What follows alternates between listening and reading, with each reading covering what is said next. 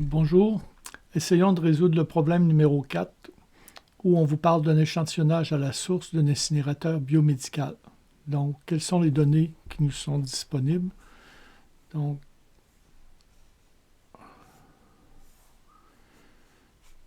si on regarde, on vous dit qu'on a une capacité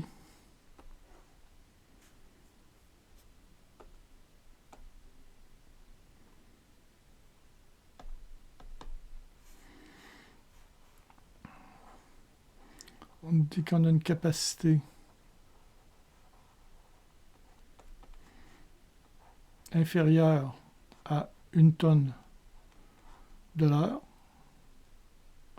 Ça, c'est important parce que les normes changent selon qu'on ait 1 tonne, moins d'1 tonne à l'heure ou plus d'1 tonne à l'heure. L'autre donnée, on nous dit qu'on a une concentration particulière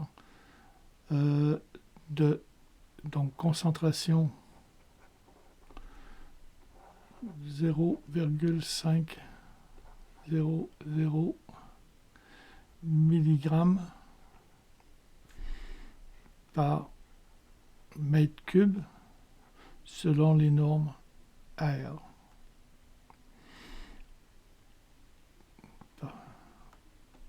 On peut aussi dire qu'on a 0,0005 grammes par mètre cube selon les conditions R. On nous dit que le pourcentage d'oxygène de base sèche, donc le pourcentage d'oxygène de base sèche lors de la combustion est de 15%. Ça, c'est notre valeur qu'on peut appeler aussi A. Notre concentration, nous, ce qui nous intéresse, ce n'est pas l'ensemble des particules, c'est notre concentration en mercure. Donc, notre concentration en mercure est égale à 5% des particules.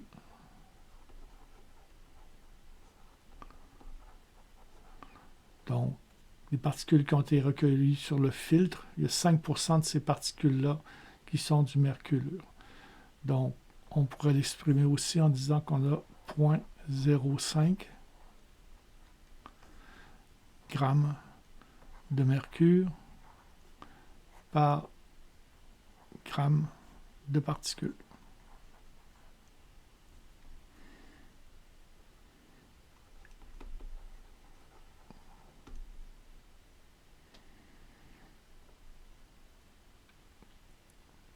Lorsqu'on travaille avec les données du ministère, on doit toujours rapporter les valeurs soit à 7% ou à 11%. Ici, on veut les valeurs avec la concentration standard à 11% d'oxygène.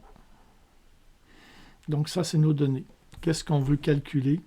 On veut avoir ce qu'on cherche, c'est E, la concentration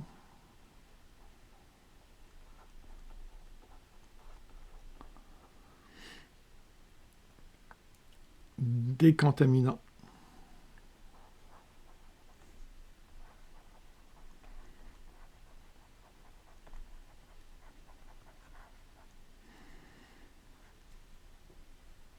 Ici, on parle du mercure.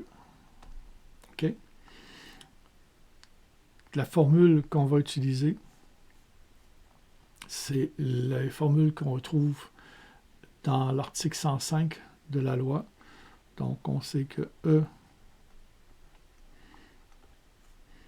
est équivalent à EA.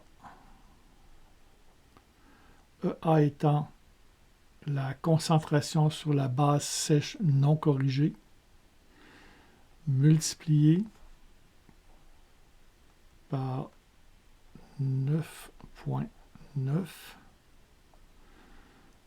divisé par 20,9 moins A. Donc, le 20,9, c'est la concentration en oxygène qu'on retrouve dans l'atmosphère. Donc, c'est la concentration normale. Le 9,9, c'est la différence entre la concentration normale dans l'atmosphère moins le 11% standard. C'est ce qui va nous donner le 9,9.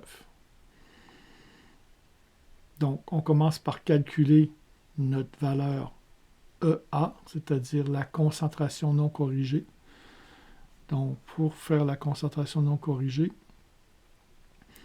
la concentration non corrigée est égale à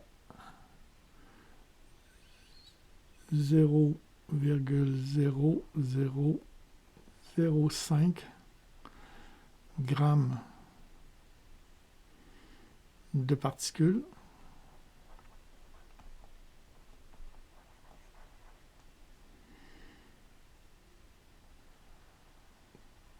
par mètre cube R multiplié. Donc ça, c'est le nombre de particules. On multiplie par le pourcentage des particules qui sont du mercure. Grammes de mercure par gramme de particules.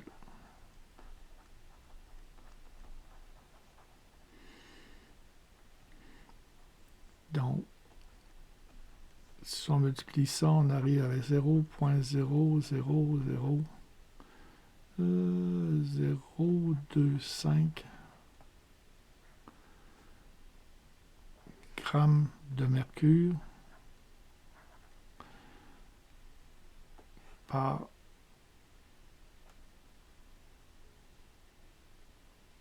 mètre cube R. Parce que grammes de particules se sont annulés, donc il reste des grammes de mercure par volume. On peut transformer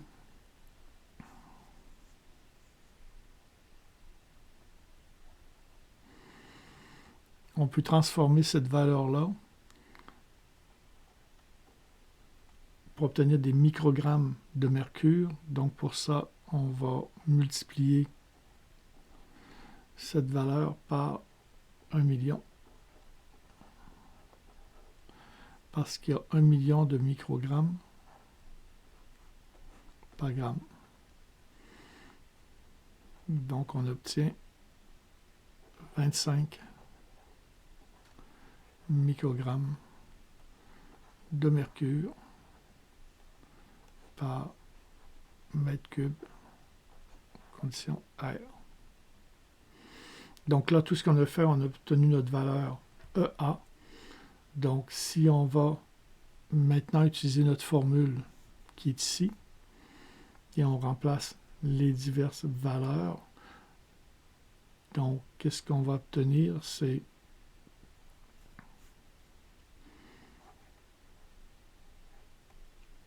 on a notre E qui est égal à EA, donc EA c'est 25 microgrammes de mercure par mètre cube dans les conditions R, multiplié par notre 9,9 et divisé par la concentration standard d'oxygène moins le pourcentage d'oxygène qu'on retrouve dans la cheminée.